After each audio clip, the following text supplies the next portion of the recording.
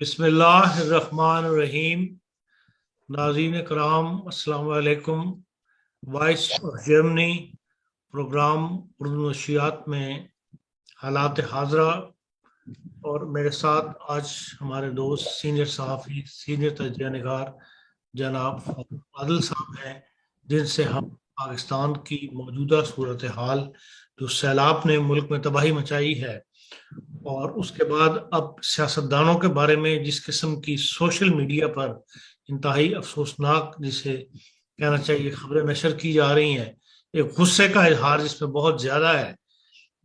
کوئی ایک بھی سیاستدان نہیں بچا جس کے بارے میں ہم نے نہ دیکھی ہوں سوشل میڈیا پر جو یہاں پھیلائی جا رہی ہیں، تو یقین پاکستان سے رہی ہیں، تو اس کے بارے میں اور فاروق بھائی سے پوچھتے ہیں کہ کیا ان کا کیا رائے ہے۔ اور اس کے علاوہ شوکت ترین صاحب نے کی جو ٹیلی فونک گفتگو صوبہ پنجاب اور صوبہ پختونخوا کے وزرائے خزانہ کے ساتھ ہوئی ہے، جس سے بہت ہی جسے کہنا چاہیے ایک افسوسناک صورتحال جو پہلے ہی ملک کو ایک مصیبت میں پھنسا ہوا ہے، اس کو مزید مصیبت میں پھنسانے کے لیے اپنے سیاسی بدلے لینے کے لیے یہ اقدام کس حد تک درست ہے یا اس خبر میں کس حد تک صداقت ہے، یہ میں فاروق بھائی سے ضرور پوچھنا چاہوں گا۔ جی السلام علیکم فاروق بھائی۔ وعلیکم السلام، بہت شکریہ۔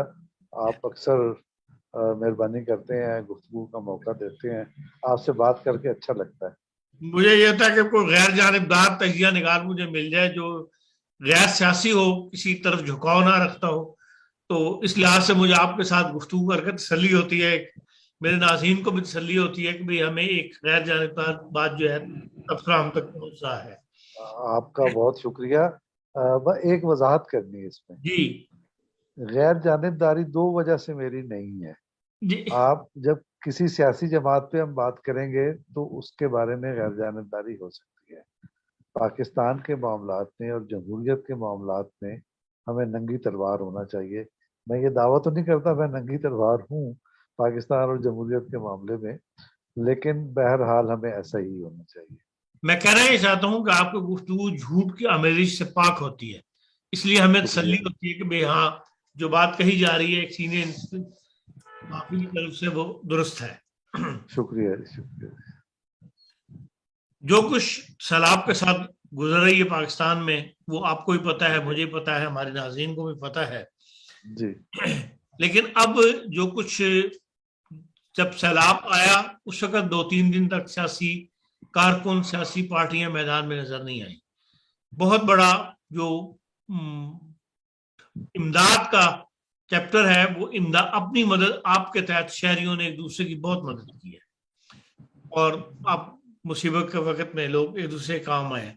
میں آپ سے پوچھنا چاہتا ہوں کہ جو ایک تو یہ ہے کہ حالات سے متعلق پیشگوئی پہلے کر دی گئی تھی، محکمہ موسمیات نے کہا تھا کہ بہت زیادہ بارشیں ہوں گی، اور پوری دنیا میں جو تغیراتی موسموں کا چل رہا ہے اس سے پاکستان کے لوگوں کو بھی حکومت کو بھی انفارم ہونا چاہیے تھا، اداروں کو بھی یقیناً انفارم تھے، لیکن اس کے باوجود جو ہے نیشنل ڈیزاسٹر مینجمنٹ اتھارٹی جو ہے ان کا کیا کام ہے کہ وہ صرف جب مصیبت آ جائے پھر وہ حرکت میں آتے ہیں، یہ اس سے پہلے بھی کوئی ان کے فرائضوں میں کوئی چیز شامل ہے؟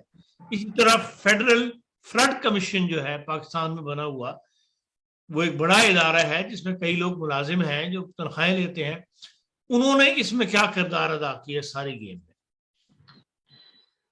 آپ نے ایک ہی دفعہ وہ کہتے ہیں نا کہ سر منڈاتے ہی اولے پڑے، اور اولا کبھی تنہا نہیں پڑتا، وہ بارش ہوتی ہے انہوں کی، تو آپ نے تو سوالات کی بارش کر دی ہے، تو کافی سارے سوالات کر کر دیے۔ دیں آپ، میں نے چلے تو نہیں اس کو یعنی 3-4 پہلو ہیں جو آپ نے گفتگو کی۔ نمبر ایک، سیاسی جماعتوں نے کیا کیا، جی اور آپ کا تبصرہ یہ ہے کہ سیاسی جماعتوں نے، آواز ٹھیک ہے نا میری؟ آواز آپ کو آ بالکل رہی ٹھیک۔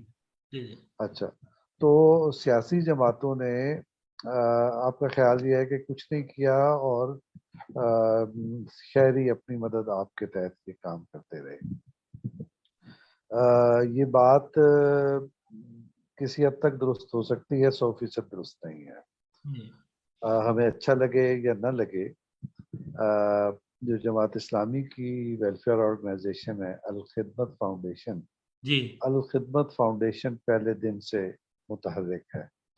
اب میں اس کا ایدی کا نام نہیں لے رہا, چھیپا کا نام نہیں لے رہا, دیگر جماعتوں کے نام نہیں لے رہا, اس لیے کہ ان کا جو ویلفیئر آرگنائزیشنز ہیں اس لیے کہ وہ کسی سیاسی جماعت سے وابستہ نہیں ہے. لیکن اگر ہم جماعت اسلامی کو دیکھیں تو یہ پہلے دن سے ہمیں اس میں اچھا ان کی تاریخ بھی ہے, جماعت اسلامی کی خدمات کی پرانی تاریخ ہے. ایسے ان کو ووٹ ملے نہ ملے, وہ بہرحال قومی جو سانحات ہیں یا جو قدرتی آفات ہیں ان میں ضرور متحرک ہوتا ہے اور نیک نامی ہے ان کی. تو جماعت اسلامی شروع سے ہی متحرک رہی. اس کے بعد رفتہ رفتہ بعض دیگر جماعتیں بھی متحرک ہوئی. خیبر پختونخوا میں ہمیں نظر آتا ہے عوامی نیشنل پارٹی کے خدائی خدمتگار. اب آپ ذرا تاریخ میں جائیں تو خدائی خدمتگار آزادی سے پہلے کے تحریک ہے جو جس کا مقصد ہی یعنی خدمت عامہ. جی ہاں, تو خدائی خدمتگار ہمیں متحرک نظر آتے ہیں. جمعیت علماء اسلام کی ایک تنظیم ہے نوجوانوں کی, رضاکاروں کی, جس پر عمران خان کی دور حکومت میں پابندی بھی لگا دی گئی تھی. کچھ عرصے کے بعد یعنی یہ خدائی خدمتگار اور یہ جو سمتے انصار الاسلام اسلام جو ہے یہ آس پاس متحرک ہوئے ہیں, تو ان کی بھی ایکٹیویٹی ہے. اس کے علاوہ بعض دیگر جماعتیں بھی ہیں. اب سب سے آخر میں اگر کوئی متحرک ہوا ہے تو آج عمران خان متحرک ہو چکے ہیں یا ہو رہے ہوں گے کہ وہ ایک ٹیلی تھون کرنا چاہتے ہیں, ورنہ اس سے پہلے ان کا خیال یہ تھا کہ یہ تو سیلاب ویلاب تو آتی رہتے ہیں, ہمیں اپنی مشن سے پیچھے نہیں ہٹنا چاہیے. اور انہوں نے بار بار کہا, لوگوں نے اندر پارٹی کے اندر سے بھی ان کو مشورہ دیا گیا. وہ جیسے آپ کو پتہ ہے کہ وہ پارٹی میں ان کا حکم ہی بالا تر رہتا ہے اور مشوروں کی اہمیت زیادہ نہیں ہے اس پارٹی میں. تو وہ ہوا, بالآخر جیلم میں جلسہ ہوا اور جیلم میں جلسہ فلاپ ہو گیا. اس جلسے کے فلاپ ہونے کے بعد عمران خان صاحب نے جلسے معطل کر دیے اور پھر ٹیلی تھون کی طرف آئے. اچھا, ایک دلیل ان کی بڑی انٹرسٹنگ تھی کہ میں اس وقت تک فنڈ ریزنگ نہیں کروں گا جب تک یہ معلوم نہ ہو کہ یہ لگیں گے کہاں پر. اب یہ ایک لطیفہ ہے, کیا نہیں پتا کہ کہاں لگنے ہیں, کیا نہیں معلوم کہ سیلاب کہاں کہاں آیا ہوا ہے. چلیے, وہ جو لوگ ان کے ساتھ نہیں ہیں عمران خان کے ساتھ, وہ تو پاکستانی نہیں ہوں گے, انسانیت کے درجے پر نہیں ہوں گے, انسان نہیں ہوں گے. لیکن جہاں ان کی حکومت ہے خیبر پختونخوا, پنجاب, یا جزوی حکومت یا ایک کیا کہتے ہیں جو شریک حکومت ہے بلوچستان میں ہی ہے, تو یہ ان کی سمجھ میں نہیں آ رہا تھا کہ وہاں لوگوں کی بحالی اور فوری امداد کی ضرورت ہے. تو بیسیکلی اس سارے سینیریو میں ہمیں عمران خان پیچھے نظر آتے ہیں. سندھ میں جو گورنمنٹ ہے, سندھ حکومت کافی مؤثر رہی ہے, اچھی کارروائی کی ہے اس کی. اسی طرح یعنی وفاقی حکومت بھی تقریباً ابتدا سے متحرک ہے, اور اس یعنی ساری سرگرمیاں انہوں نے اس وقت معطل کی ہیں جب سیلاب کا آخری اور تباہ کن ریلا آیا ہے. تو ایک یہ سیاسی, میرے دانش میں یہ سیاسی پہلو اس طرح سے کور ہو گیا. اگر کوئی سوال اس سلسلے میں ہے تو آپ کر لیجئے, ورنہ پھر آگے چل کے ہم وہ جو آپ ڈیزاسٹر ہے, سیل ہے اور فلڈ کمیشن ہے اس پہ بات. دیکھیں, پاکستان کے اندر رفائی ادارے تو کئی ہیں جو کام کر رہے ہیں, جن کی نام آ رہے ہیں سوشل میڈیا کے اوپر, لیکن سیاستدانوں کے تو نام بعد میں آنے شروع ہوئے ہیں. یہ بات آپ کی درست ہے, جن میں رفائی ادارے پہلے میدان میں اترے ہیں. جماعت اسلامی یقیناً پہلے دن سے میدان میں موجود ہے. پھر یہ ہے کہ بھئی ہیومینٹی فرسٹ بھی پہلے دن سے اس میں کام میں موجود ہے.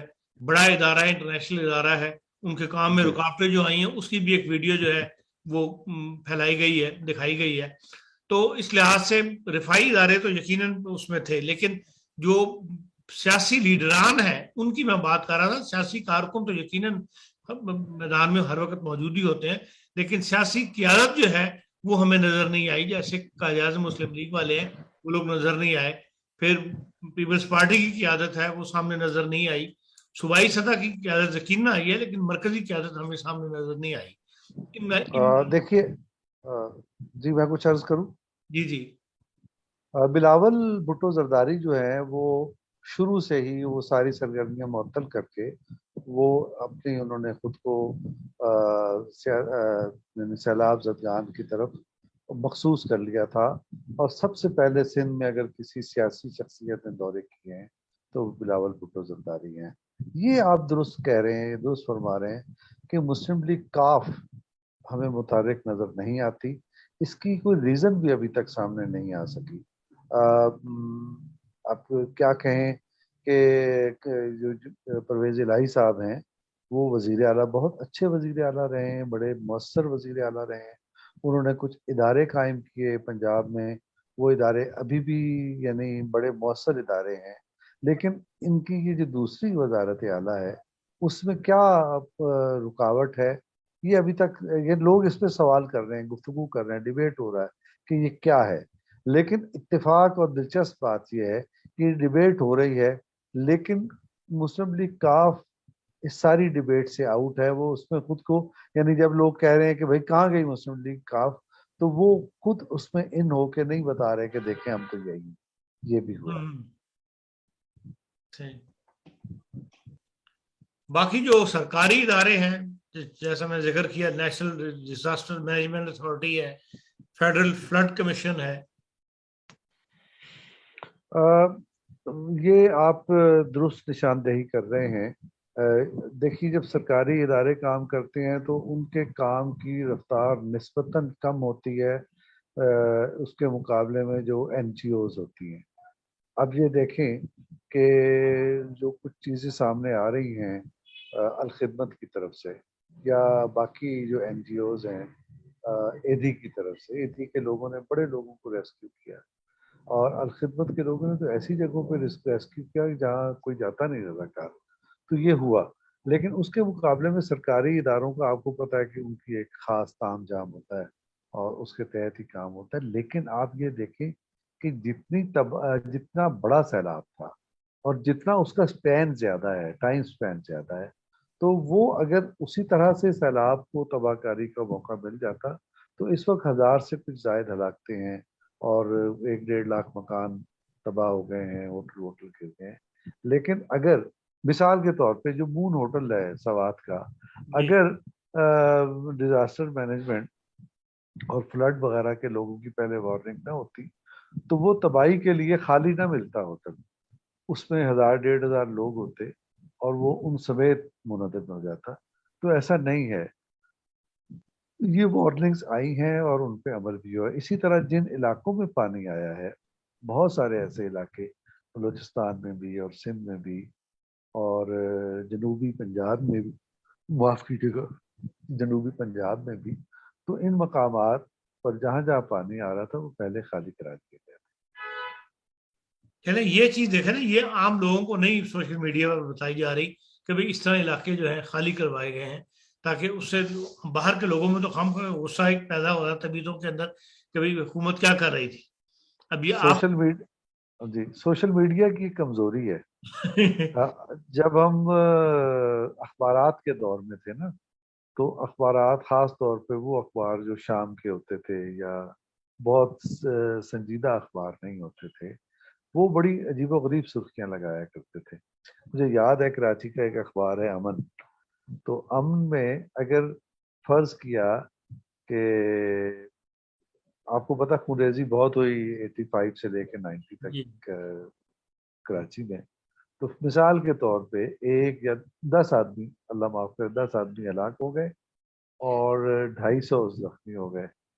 تو اس کی سرخی ہوتی تھی, مجھے یاد ہے کبھی نہیں بھولی یہ بات, کہ کراچی میں 250 افراد ہلاک و زخمی, یہ سرخی ہوتی تھی. ہم مرنے والے 10 ہوتے تھے تو 240 زخمی ہوتے تھے.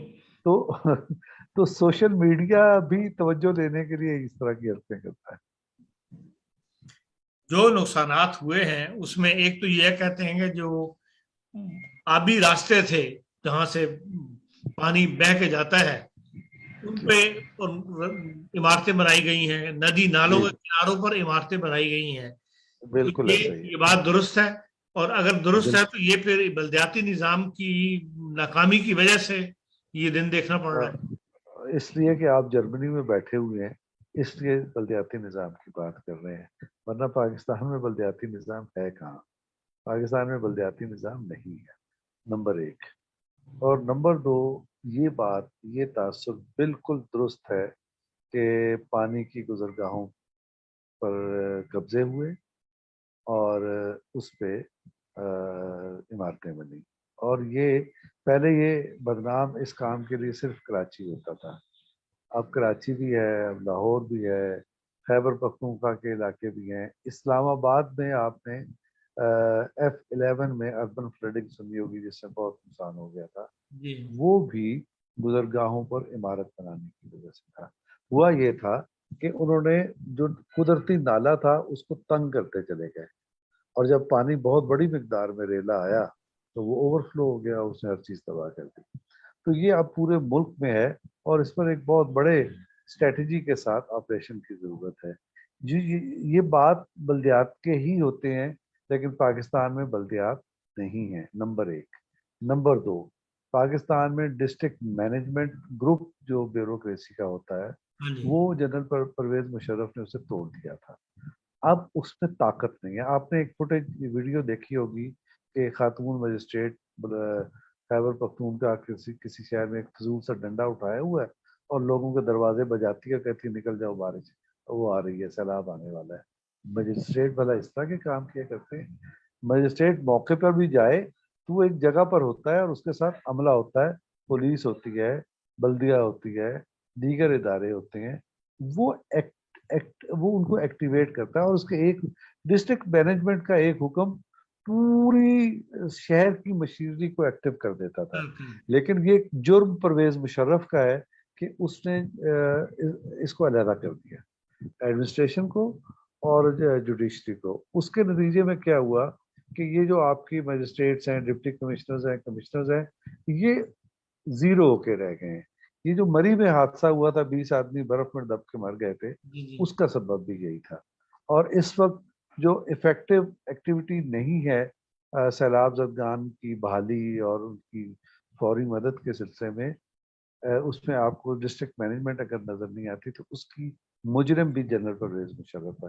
اور اب جب ہم بیوروکریٹ سے بات کرتے ہیں کہ بھائی چلو ہو گیا اب اس کو ٹھیک کریں، وہ یہ کہتے ہیں کہ اس میں 20-25 سال گزر گئے ہیں، اس پہ کئی بیجز بیچ میں آ گئے ہیں، ایک بہت بڑی پالیسی اور وسیع آپریشن کی ضرورت ہے اس کو ٹھیک کرنے کے لیے. اس کے ٹھیک کرنے پہ بھی اتنا ہی ٹائم لگ جائے گا جتنا ٹائم بربادی میں لگا ہے. لیکن ڈسٹرکٹ مینجمنٹ کو پرویز مشرف نے ختم کیا تو کسی کے حوالے تو کیا ہوگا نا اس کام کو، کوئی ادارہ بنایا کچھ بھی ہوگا. نہیں، کوئی آلٹرنیٹو نہیں تھا. میرے ایک بزرگ ہیں جو ریٹائر ہو چکے ہیں، سیکرٹری رہے ہیں، وہ نام میں نہیں لیتا لیکن بتاتا ہوں، ایک زمانے میں عمران خان دھرنوں میں ان کے نام پکارا کرتے تھے. وہ جن کو پتا چل گیا ہوگا چل گیا ہوگا، تو پرائیویٹلی پوچھ لیجیے گا مجھ سے. تو وہ انہوں نے مجھے بتایا کہ میرا جس زمانے میں یہ ساری اصلاحات کرتا پھر رہا تھا پرویز مشرف، تو میرا امریکہ جانا ہوا کسی کورس کے سلسلے میں یا کسی کانفرنس میں. تو وہاں ان کا کوئی یعنی ہمکار ہوگا جو ان کا ایکولی بیوروکریٹ ہوگا امریکہ کا، تو اس نے ان سے پوچھا کہ جو کچھ آپ کے ہاں ہو رہا ہے اس کا متبادل، یعنی وہ تو جو چیز تباہ کر رہے ہیں وہ تو ہو رہی، اس کی جگہ کیا لے گا؟ تو بدقسمتی سے جواب یہی تھی کہ اس کا جگہ لینے کے لیے کوئی چیز کوئی ارینجمنٹ نہیں کیا گیا. یہ ایک بہت بڑا موضوع ہے یہ والا. اگر آپ کی کبھی دلچسپی ہو تو اس پہ آپ پورا پروگرام رکھیں، آپ کو میں ایسی چیزیں بتاؤں گا کہ لوگ سننے والے حیران رہ جائیں گے.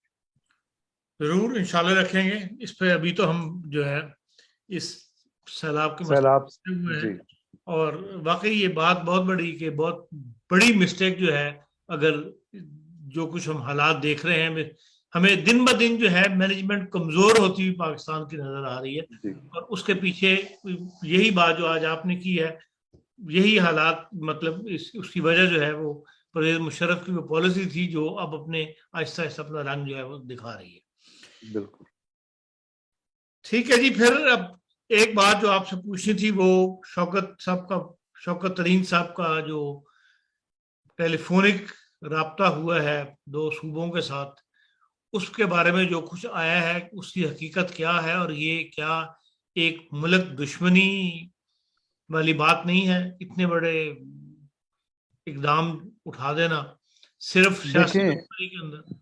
جی دیکھیے، بینگ تجزیہ کار تو اب بڑا آدمی کو محتاط ہونا چاہیے کہ اس میں اس طرف دائیں طرف رائے نہ چلی جائے، بائیں طرف آپ یعنی برابر سب کو رکھیں. لیکن جو تفصیلات سامنے آئی ہیں اب تک کی معلومات یہ ہیں کہ وہ تفصیلات درست ہیں، نمبر 1.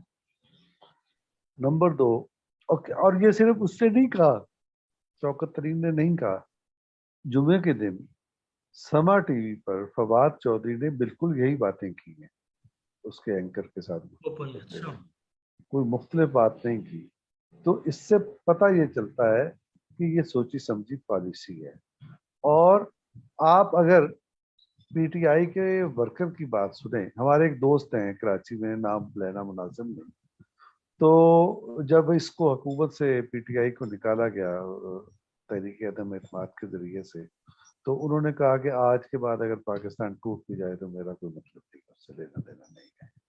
اور کل پرسوں سے کچھ خواتین کی ویڈیو چل رہی ہے، وہ سوشل فیس بک پر ان کا یہ کمنٹ آج بھی موجود ہوگا، وہ ہمارے دوست ہیں.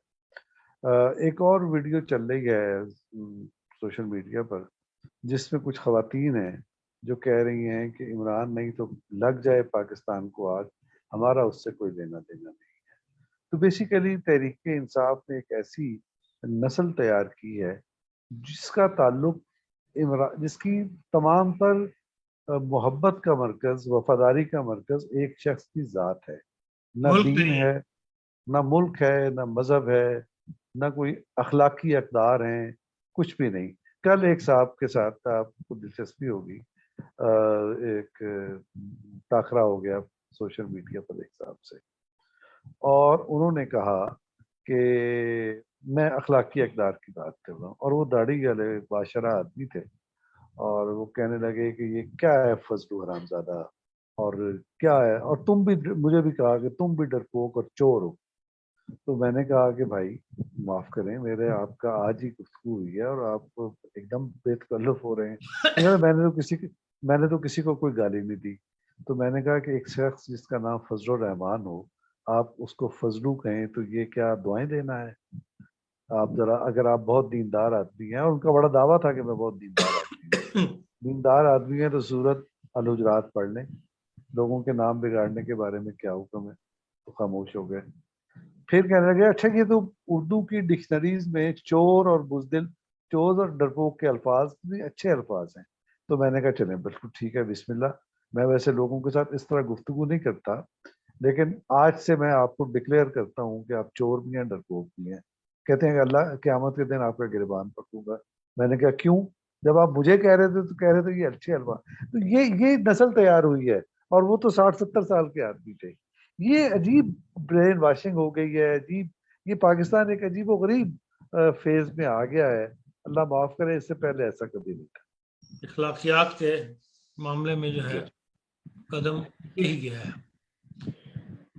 اس کا بنے گا کیا؟ شوکت ترین کو معاف کر دیا جائے گا یا اس کے اوپر آپ سمجھتے ہیں؟ اب یہ ہائیلی ٹیکنیکل معاملہ ہے. دیکھیے ٹیلی فون کسی کا ٹیپ ہونا یہ ایک قانونی معاملہ ہے. آپ کو پتا ہے کہ وہ واٹر گیٹ اسکینڈل بھی یہی تھا. جی. اب اس بات کی تصدیق ہو رہی ہے کہ یہ ٹیلی فون میں کوئی مین، اگرچہ پی ٹی آئی کے لوگ، آج ملائکہ بخاری سے بھی بات ہوئی تو وہ کہہ رہی تھی نہیں یہ کٹ پیسٹ ہے، یہ بکواس کر رہے ہیں، جھوٹ ہے، ایسا کچھ ہے ہی نہیں. لیکن اگر یہ جھوٹ ہے تو فواد چودھری یہی بات کیوں کہہ رہا تھا؟ تو ایک بات تو یہ ہے. دوسرا یہ کہ یہ فوڈ ٹیپ ہوا ہے. اب اس کے سلسلے یہ کس نے ٹیپ کیا؟ اگر تو یہ ٹیپ کیا سرکاری اداروں نے تو یہ اس کا ایک الگ معاملہ بنے گا، اور کہیں شاید شہادت کے طور پر یہ بات اس طرح سے نہیں استعمال ہو سکتی. اس کا ایک پہلو تو یہ ہے. اب دوسرا ابھی ایک اور بھی تھیوری آ رہی ہے وہ تھیوری یہ ہے کہ یہ پی ٹی آئی نے خود ویڈیو جاری کی ہے، حکومت یہ کبھی جاری نہ کرتی، کیونکہ اس کے جاری ہونے کا مطلب یہ ہے کہ آئی ایم ایف کو غلط سگنل جائے، تو یہ حکومت کے مفاد میں نہیں ہے۔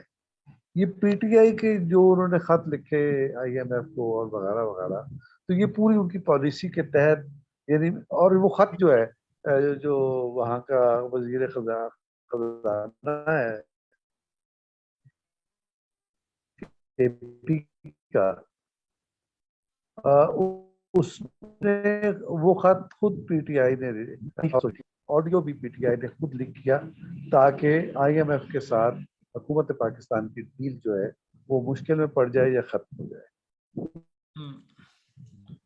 چلیں اس پہ اب کچھ دن انتظار کرنا پڑے گا، بہرحال کچھ نہ کچھ بات جو ہے سامنے آئے گی واضح ہو کے کہ یہ اس اقدام سے پاکستان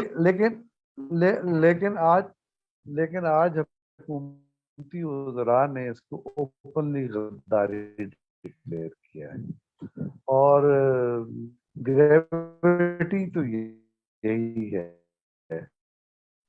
آج آئی ایم ایف بورڈ کی میٹنگ اور اس پہ کیا اثرات ہوتے ہیں اس خط کے، اس سے پتا لگے گا۔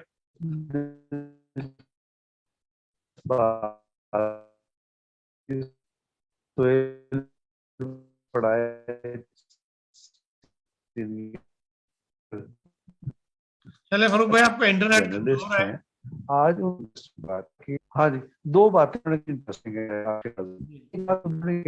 جو کچھ